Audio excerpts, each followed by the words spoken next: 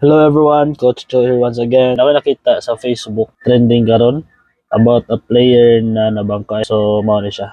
Nini siya boss bisiyaon na lang nako para ma-explain po na kog tarong sa akong side.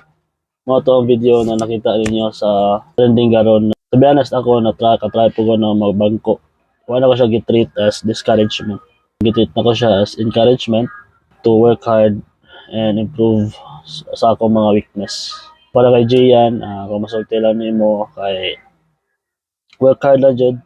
Ayaw og give up kaya abi nabangko ka to na game mo give up na ka and ma-discourage ka ayaw na sa ka player dili jud perme na ang player matagan og playing time kay ang playing time it is earned not given. Pag train og maayo and if unsa mo ito weakness nimo